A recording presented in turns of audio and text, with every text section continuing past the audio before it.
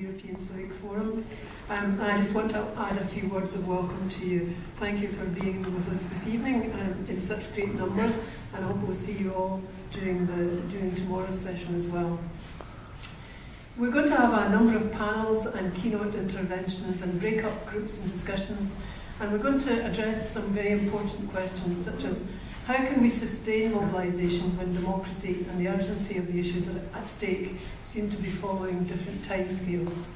How can we be resilient when we experience so many defeats? What are the factors that can support the creation of progressive change in society and in policy making? What lessons can we learn from civil society's successes? How can we conceive of victories in a way that takes into account the non-linear path of progressive change? And what skills, capacities, resources and infrastructure does civil society need to achieve its goals in a coherent manner? And it's great to feel that in this Civic Academy, which is the first one in person after 2 online sessions, that we're going to be looking at positive solutions. It's very much a positive forum that we're going to be having over the next few days. So before I pass on to Philip Panzerski to facilitate the opening session of the Civic Academy, which will serve as a kind of appetizer to the discussion we're going to have tomorrow, I just want to give you some practical details on the 2-day programme.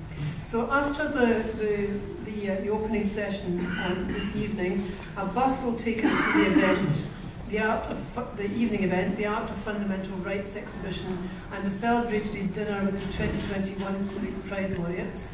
And that's kindly hosted by the Firenze branch of our Italian member organisation, Archie. And I think Vladimir's going to tell you at the end of the first session just exactly how you will get there.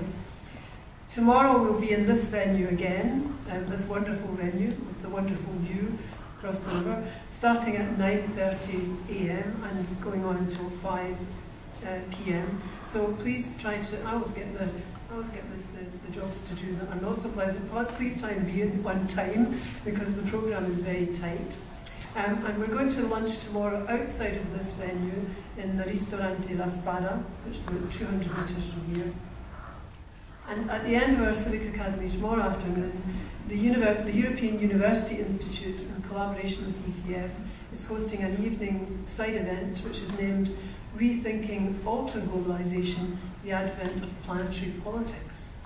And then there'll be I think we call this cocktail dînatoire in French, and someone from the organisational team will take you to the venue. You've got the information about the interpretation on Zoom, and you probably know that there are a number of other events taking place in Florence during these couple of days. The European Civic Academy is also part of the 2022 Firenze Summit, 20 years after the first ever European Social Summit. And if you're going to be here for that, then you should take a look at the programme for that as well. So just a few words of thanks. So this is the moment for thanks at the beginning. I want to thank Raffaella, the European Civic Forum co-president, who's helped with so much with the local Archie work, as well as the Centre on Social Movement Studies from the Scuola Normale Superiore. All of these people have been a huge support in making this Civic Academy happen. So I'd like to invite Philip and the speakers from the first session onto it's not really a platform, but to come up to the desk and kick off the first part of our Civic Academy. Thank you very much.